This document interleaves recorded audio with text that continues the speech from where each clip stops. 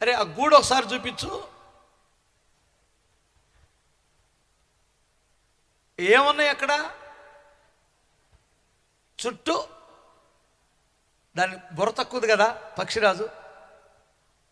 లోపల చెత్త, దూది పింజలు తీసుకొచ్చి పెట్టింది పిల్లలకి దెబ్బ తగలకుండా. లోపల మెత్తగా ఉంటుంది, చుట్టూ కంచెలాగా పెట్టేసింది. స్తోత్రం చెప్పాలి. ఇప్పుడు పిల్లలు బయటికి దూకడానికి వస్తే ఏం గుచ్చుకుంటాయి? గూడు చుట్టూ ఏముంది? కంచె ఉంది. స్తోత్రం చెప్పాలి. గూడు చుట్టూ కంచె ఉంది. అవి బయటికి రావడానికి వీలు లేదు. వినాలి, మన జీవితంలో కూడా లోపల మెత్తగా అన్ని సౌకర్యాలు ఇవ్వాలి తప్ప క్రమశిక్షణ తప్పి పెంచకూడదు. హల్లెలూయా. పిల్లలని కంచె దాటనివని ఇల్లు కట్టుకుంటుంది. స్తోత్రం చెప్పాలి. పిల్లలు ఏది కోరితే అది ఇవ్వడం న్యాయమేనంటారా? చెప్పరేంటమ్మా? ఏది కోరితే అది, ఏ డ్రెస్ కోరితే అది, ఏది కోరుకుంటే అది వాళ్ళకి ఇచ్చేయడమే. ఆ ఇల్లు పిల్లలు చెడిపోయే ప్రమాదం ఉంటుంది. పిల్లలకి క్రమశిక్షణ నేర్పాలి అంటే వారికి ఆర్థిక ఇబ్బందులు కూడా తెలియాలి. స్తోత్రం చెప్పాలి. సమృద్ధిలో నువ్వు ఎంత మంచి స్కూలుకు పంపించినా, ఎంత మంచి గైడెన్స్ ఇచ్చినా వారు నేర్చుకునే పాఠాల కంటే పేదరికములో నేర్చుకునే పాఠాలు అద్భుతమైన పాఠాలు. అవి ఎవ్వడూ చెడపలేనటువంటి పాఠాలు. నేను బాగుపడ్డానికి కారణం నా చిన్నప్పుడు నేను స్కూలుకి వెళ్ళలేదు, కానీ హోసన్నా పేదరికం అనే ఒక గురువు నన్ను ఎంటాడి ఎన్ని పాఠాలు నేర్పించాడో. హల్లెలూయా. పేదరికం. ఈ గురువు ప్రపంచములో ఎవ్వడో నేర్పలేని పాఠాలు నేర్పిస్తాడు. ఎవరో? మీరు పేదరికంలో ఉండాలని నేను కోరుకోవట్లా, అస్సలు కోరుకోవట్లా. మరి ఎలా అన్నయ్య, మరి ఆ గురువు రాకపోతే అంటే పిల్లలకి 20 సంవత్సరాల లోపు పిల్లలకి ఆర్థికపరమైన ఇబ్బందులు తెలియచేసి పెంచండి. స్తోత్రం చెప్పాలి. మన స్థితి ఏమిటో చెప్పండి. రెండవది, అడిగినప్పుడు దేవుని మీద ఆధారపడడం నేర్పించండి. ప్రార్థన చేసుకున్నానా, దేవుడిస్తాడు. ప్రార్థన చేసుకో తల్లి, దేవుడిస్తాడని చెప్పండి. అర్థమవుతుందా? ఎంత పడితే అంత, ఏది పడితే అది ఇవ్వడం పిల్లలకి క్షేమము కాదు. అదే కంచె. స్తోత్రం చెప్పాలి. ఎన్ని గంటలకు వెళ్తున్నారో, ఎన్ని గంటలకు వస్తున్నారో అడగండి. అదే కంచె. అప్పుడప్పుడు పిల్లల యొక్క ఫోన్ చెక్ చేయటం కూడా మంచిది. స్తోత్రం చెప్పాలి. చెక్ చేయొచ్చా పిల్లలనే? యవనస్తులు ఎవరైనా ఉంటే చేతులు ఎత్తండి. బంగారం. ఆడపిల్లల వరకు ఎత్తారు, ఎత్తండి గట్టిగా. పైకి ఎత్తండి చేతులు యవనస్తులు. మగపిల్లలు ఉన్నారా? అప్పుడప్పుడు డాడీ మీ ఫోన్ చెక్ చేయొచ్చా?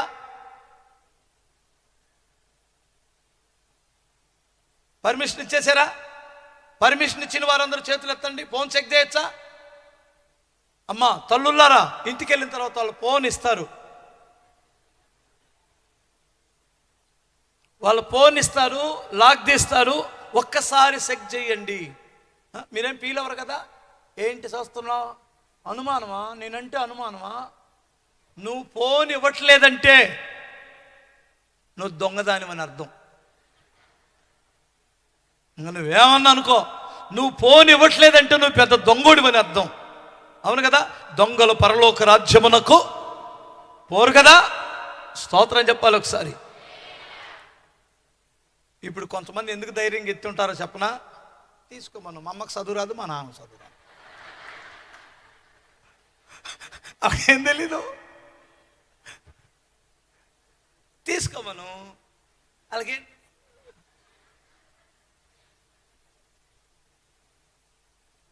ఒక మాట చెప్పనా, చదువు వచ్చిన వాళ్ళను మోసం చేసినా పర్వాలేదు, కానీ చదువు రానిటువంటి వాళ్ళను మోసం చేస్తే అంతకంటే దౌర్భాగ్యమైన స్థితి ఇంకొకటి లేదు. అలాగే చదువు రాకపోవచ్చు, నీకు మనస్సాక్షి ఉంది కదా, అవునా? నీ మనస్సాక్షి నీ తల్లిదండ్రుల కంటే గొప్పది కదా, నీ మనస్సాక్షి నీ తల్లిదండ్రుల కంటే ఎక్కువగా నిన్ను గద్దిస్తుంది కదా, బుద్ధి చెప్పింది కదా. నీ క్షేమం కొరకే కదా తల్లిదండ్రులు అడుగుతారు నీ సెల్లు. వినండి, ఎందుకంటే అది ఆ పక్షిరాజు చుట్టూ కంచి ఉంచుద్ది. ఇంకో మాట చెప్పనా, తన పిల్లలు ఉన్నతంగా ఎదగాలని ఏం చేసిందంటే ద్వితీయోపదేశకాండం చూడండి, అది ఏం చేస్తుందో. ద్వితీయోపదేశకాండము 32 అధ్యాయం 11 వాక్యం. పక్షిరాజు తన గూడును రేపి తన పిల్లలపై అల్లాడుచు రెక్కలు చాపుకొని వాటిని పట్టుకొని తన రెక్కల మీద వాటిని మోయునట్లు. ఎలా మోస్తుంది అది? ఫస్ట్ ఏం చేస్తుంది అది? అమ్మా వినండి తల్లులారా, తన గూడుని రేపును. ఎవరు చెప్పారు ఈ మాట? సృష్టికర్తని ప్రభు చెబుతున్నాడు, మనకు తెలియదు ఇంతవరకు. పక్షిరాజు తన గూడుని రేపి తన పిల్లలను రెక్కల పైన ఎత్తుకొని అలాగూ మోసిద్దట. స్తోత్రం చెప్పాలి. అంటే దాని అర్థం ఏంటి? భుజాల మీద ఎక్కించుకొని తిరగమనా? కాదు కాదు. గూడు రేపడం అంటే ఇది ఎవరిని చూసి నేర్చుకుంటుందంటే ఎగరడం. జీవితాన్ని ఎవరిని చూసి నేర్చుకుంటుందంటే కాకులని చూశారు. కాకులు ఇటు నుంచి అటు, అటు నుంచి ఇటు కావు కావు కావు కావు. లోకులు కాకులు అంటారు కదా, కావు కావు నరుస్తుంటే అది కాకి ఎప్పుడు ఏం చేసింది? ఎగరాలంటే ఇలా రెక్కలు ఆడిస్తూ ఉంటుంది. ఇది ఎవరో కాకా పక్షిరాజా? కాకి ఈ ఇంటి మీద నుంచి ఆ ఇంటికి, ఆ ఇంటి మీద నుండి ఈ ఇంటికి వాలిద్ది. ఎక్కడ చచ్చిన ఎలుకలుంటే ఆ ఎలకలు తింటుంది. ఎవడి చేతిలో లడ్డు ఉంటుందో, ఎవడి చేతిలో గొట్టం ప్యాకెట్ ఉంటుందో పీక్కొని దొంగదే. మరి వాటి మధ్యలోనే ఉండాలి, పక్షి జాతి కదా. ఇది దొంగతనం నేర్చుకునే బుద్ధులు, ఇవి ఎగరలేని బుద్ధులు, పనికి మాలిన బుద్ధులు, కుళ్ళిపోయిన ఎలకలు తినే బుద్ధులు, చచ్చిన మాంసాన్ని తినే బుద్ధులు. ఆ ఇంటి మీదకి ఇంటి మీదకి వెళ్ళి ఎంగిలి మెతుకులు తినే ఎవరు కంచం గడిగి ఇలా పోతారా?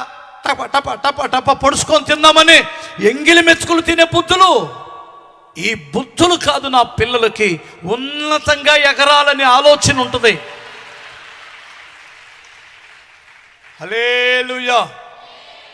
అప్పుడు నానా బాబు బుజ్జిగా నా తల్లి నా రెక్కల మీద ఎక్కేస్తారా అని అడిగిద్ది. ఎందుకు మమ్మీ అనిందనుకో, మిమ్మల్ని విహారయాత్రకు తీసుకెళ్తాను నాన్న, ఆకాశంలోని కనుగలు ఎక్కేస్తామని ఎక్కుతాయి. ఎక్కిన తర్వాత ఒక్కసారి వెళ్ళి రెక్కల మీదకి ఎక్కిన తర్వాత గూడుని 2 కాళ్ళతో ఇసిరి ఆ కొండ మీద వచ్చి కిందకు పడేసింది. అయ్యో మమ్మీ గూడును పడేసేవేంటి? తర్వాత చెబుతాను డాడీ అని అర్థమవుతుందా? అలా మోసుకొని వెళ్ళిపోతుంటే ఆకాశానికి, అరే చెట్లన్నీ మన కింద ఉన్నాయిరా, పర్వతాల కంటే మనం ఎక్కువగా ఎత్తుకెళ్ళిపోతున్నాం రా. ఎంత ఎగిరిద్దంటే అది 6,000 నుండి 10,000 అడుగుల హైట్కి వెళ్ళిపోయిద్దట. స్తోత్రం చెప్పాలి. అలా వెళ్ళిపోతున్నాం రా, మనం ఎంత ఎత్తుకెతుకుతున్నామో అని ఆలోచన చేస్తున్నప్పుడు అక్కడికి వెళ్ళిన తర్వాత 2 రెక్కలు ముడిసేసింది. ఇప్పుడు ఏమవుతాయి? కింద పడిపోతాయి. కింద పడి ఎలా ఆటిస్తాయి రెక్కలో? ఇందాక మనం ఏం చదివాం పక్షిరాజు రెక్కలు చాసి ఎగురునన్నాడు. స్తోత్రం చెప్పాలి. రెక్కల చాసా, రెక్కల ఆడించా. చాయడం వేరు, ఆడించడం వేరు. ఆడిస్తే ఎగరలేం, ఆడిస్తే ఎందాకని ఆడిస్తాం.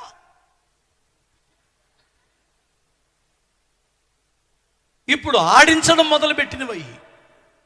ఆడిస్తూ అంతెత్తు నుంచి 10,000 అడుగుల నుంచి కింద పడేస్తే ఆడిస్తే ఆగుతాయి. ఆక్సిజన్ అందిద్ది అక్కడ. ఇక కింద పడిపోయి కిందకు వచ్చి మమ్మీ చచ్చిపోతున్నాం అంటే ఆ కింద పడేటప్పుడు ఒక బండ మీద రాయి మీద పడి తలబలికి చచ్చిపోతాయి అనుకున్నప్పుడు ఆ కేకలకి, ఆ అరుపులకి ఆ గగనానికి అంటిపోతుంటాయి. అప్పుడు వచ్చి అలా పట్టేసుకుంటుంది. స్తోత్రం చెప్పాలి. అమ్మా, ఏంది మమ్మీ మమ్మల్ని అలా ఇడిచిపెట్టేశావు? నీకు జాలి లేదా? నీకు దయ లేదా? అసలు నీకు నువ్వు మమ్మీవేనా? నువ్వు మమ్మల్ని కన్నావా? అసలు నీకు బుద్ధి ఉందా? నీకు అసలు ఏమైనా ఉందా? మా మీద ప్రేమ ఉందా అంటయా? అనవా? చెప్పాలి. ఖర్చుంటే ఊపిరాగి చచ్చిపోయే వాళ్ళమే. ఎందుకు అలా జారిడిసిందంటారు? నువ్వు కాకిలాగా బ్రతకూడదు. నీ రెక్కల చాసి ఎగరవలసిన ఉన్నత స్థానానికి ఎగరాలి. ఎంతసేపటికి ఈ కాకుల్ని లోకుల్ని చూసి ఆ స్థాయిలోనే ఉంటున్నావు నువ్వు. అలా ఎగరడం నీకు చేతకాటం లేదు. ఇప్పుడు నేను నిన్ను కష్టపెడితే గాని నువ్వు ఉన్నతంగా ఎగరలేవు. రెక్కల ఆడించడం కాదు, రెక్కల చాసాలి. నువ్వు ఒక సమర్థవంతమైన వ్యక్తిగా మారాలి. అందుకని నీకు శ్రమలు వస్తున్నాయి, అందుకని నీకు కష్టాలు వస్తున్నాయి, అందుకని నీ గూడు రేపాను. గూట్లో ఇప్పుడు దాకా గొండమ్మ తిన్నావు, ఇప్పుడు గూడు రేపాలి నీకు. హల్లెలూయా. అవునా కాదా? చెప్పరేంటమ్మా? 2 చేతులు చెప్పండి. ఇంకోసారి చెప్పు.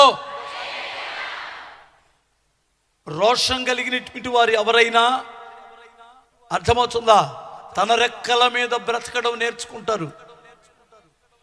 తండ్రి రెక్కల కష్టం మీదో, తల్లి రెక్కల కష్టం మీదో కాదు. రోషం కలిగినటువంటి వారు ఎవరైనా 25 ఏళ్ళు వచ్చినాయి, ఇంట్లోనే కూర్చొని తినకూడదు, నువ్వు ఎగరాలి. ఒక్కోసారి తండ్రి కోపం వచ్చి, తల్లి కోపం వచ్చి, నువ్వేదో కూరేళ్ళు బతుక అన్నాడు అనుకో, మా నాన్నకు నేను పుట్టలేదట్టుంది, మా అమ్మ నన్ను కనలేదట్టుంది, నేను కఠినాత్మల మధ్యలో పుట్టాను, కఠినాత్మలకు పుట్టానని కాదు, ఆ తండ్రి గుండెల్లో ఎంత ప్రేమ ఉంటుంది. నువ్వు నేర్చుకోవాలని, నువ్వు పైకి రావాలని, నువ్వు గొప్పోడు అవ్వాలని, నువ్వు కష్టాలు అనుభవిస్తే కానీ రాటు తేలవని. అది తల్లిదండ్రుల యొక్క ఉద్దేశం. ఎంతమందికి అర్థమవుతుంది? స్తోత్రం చెప్పండి ఒకసారి. మీకు ఒక విషయం తెలుసా? ఒక కొడుకుని ఉద్యోగానికి పంపించి, ఒక కొడుకుని ఏరే ఊరు పంపించి, ఆ తల్లిదండ్రులు కొన్ని రోజులు అన్నం తినకుండా ఏడుస్తారు. వండుకున్న అన్నం తినలేరు. అమ్మో, నా కొడుకు ఈ టైంలో తిన్నాడో లేదో, ఈ టైంలో ఉన్నాడో లేదో, ఎలా ఉన్నాడో లేదో, ఏం చేస్తున్నాడో అని బాధపడిన రోజులు ఉంటాయి. నువ్వేమనుకుంటావంటే, మా అమ్మోళ్ళు ఇక్కడ పంపించారు, మా అమ్మోళ్ళు ఇక్కడ ఉంచారు, పనికి మాలినోళ్ళు. హల్లెలూయా. ఇంకో మాట చెప్పనా? 2 చేతులు చెప్తారా? ఈ అతి ప్రేమ చూపించి కొడుకు అక్కడికి వెళ్ళినట్టునే, నాన్న ఏంటి నీళ్ళు తెస్తున్నావా? ఏంట్రా నువ్వు నీళ్ళు తేటం ఏంటి అబ్బాయా? హల్లెలూయా. నాన్న టీ పెడుతున్నావా? నువ్వు టీ పెట్టడం వేయించుకోవేంట్రా? హోటల్ నుంచి తెప్పించుకోపోయావా టీ? హల్లెలూయా.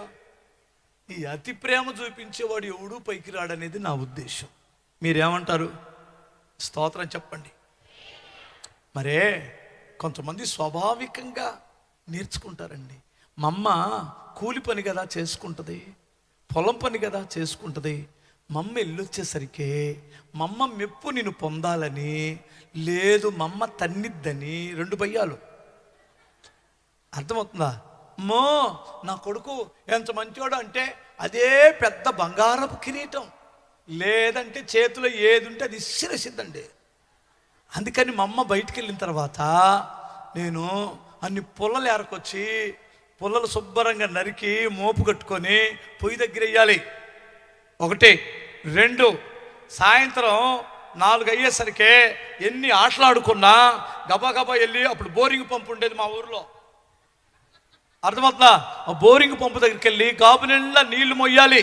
అది పెద్దోండి కూడా కాదు, పెద్దోండి కూడా కాదు, ఈ పెద్ద బిందేమో మొయ్యలేను, తపేలా ఉంటుంది కదా, ఆ తపేలతో తొనికించుకుంటూ ఆడికి వెళ్ళి మోసి, అర్థమవుతా, తొట్టి నిండా నీళ్లు మోసేవాడిని. మరలా అంట్లు ఉంటాయి కదా, అంట్లు గాబు దగ్గర కూర్చొని శుభ్రంగా అంట్లుదా మాట పెట్టి కసువుడు చుంచేవాడిని. మా అమ్మ వచ్చిన వెంటనే, అమ్మో నా బంగారం అమ్మా, నా చక్కెరకేళి అమ్మ, నేను చక్కెరకేళినట్టు మా అమ్మకి. హల్లెలూయా. మగపిల్లలు ఎవరైనా చిన్నప్పుడు అలా చేశామన్నటువంటి వారు ఉంటే నాలాంటి వారు చేతులు ఎత్తండి. దేవుడు మిమ్మల్ని దీవించును గాక. చిన్నప్పుడు అందుకనే జీవితాన్ని నేర్చుకున్నాం, అందుకనే అర్థమవుతుందా? హల్లెలూయా. మా నాన్న అప్పులైపోయి పొలం అమ్మకుండా ఒక ఊరెళ్ళి కూలి పని చేసి అప్పు తీర్చుదామని రాత్రుల్లో వచ్చి డబ్బులు కట్టి వెళ్ళేవాడు. అప్పుడు వెళ్ళేటప్పుడు ఒక చొక్కా ఉండేది నాకు, ఒక నిక్కర, ఒక బన్నీ. చొక్కా చినిగిపోయింది, ఇక చొక్కా కొనుక్కోవడానికి డబ్బులు లేవు. చొక్కా ఎంత అవుతుందండి మరి, ఆ రోజుల్లో ఎంతో నాకు తెలీదు. అది ఎప్పుడు 87, 1987, 13 సంవత్సరాలు నా వయసు. అప్పుడప్పుడే సిగ్గు వస్తుంది, అప్పుడప్పుడే ఆడపిల్లని చూస్తే, ఆడపిల్లలు ఎదురుపడితే ఒక రకమైన ఆలోచనలు, ఫీలింగ్స్ వచ్చే టైం అది, అర్థమవుతుందా? ఆ టైంలో ఒకే ఒక నిక్కరు, ఒకే ఒక బన్నీ, సంవత్సరం రోజులు మా నాన్నే చొక్కా కొనిచ్చమని నేను అడగలేదు. సంవత్సరం. అది మరి ఎలా చేసేవాడిని అనుకున్నారు?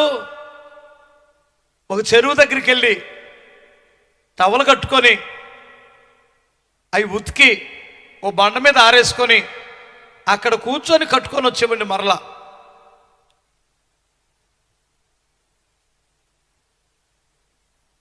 మా నాన్నమ్మ అమ్మ ఎన్నిసార్లు ఏడ్చుకున్నారో, ఎంత పట్టుబట్టాడో చూడండి. మా నాన్న పని చేస్తున్నాడు, నాకు చొక్కా కూడా తేలేదంటే దాని అర్థం ఏంటంటే అప్పు ఒకడికి ఉండకూడదు. అప్పు మనిషిని బానిసన చేస్తుంది, అప్పు ఆస్తులని కరగతీస్తుంది. మా నాన్న భయం, అదే భయం రాబట్టి నేను ధన్యుణ్ణయ్యానేమో అనిపిస్తుంది. స్తోత్రం చెప్పాలి. ఒక్కొక్కడికి 10 లక్షలు ఉంటే ఇంకొక 2 లక్షలు ఎవడైనా ఇస్తానంటే అవలేలగా మంచినీళ్ళు తాగినట్టు అప్పులు, మంచినీళ్ళు తాగినట్లు అప్పులు. ఏమనుకోమాకండి, ఆ క్రమశిక్షణే మా బ్రతుకులని సరిచేసింది. ఎందుకంటే మేము పైకి ఎగరాలని మా నాన్నకున్న స్థితిలో మీ నాన్న కూడా కొన్నిసార్లు నీకేం తేటం లేదని ఎందుకు ఆలోచిస్తున్నావు? నువ్వు ఎగరాలి పైకి, నువ్వు ఉన్నతమైన స్థానానికి రావాలి. హల్లెలూయా చెప్పగలరా?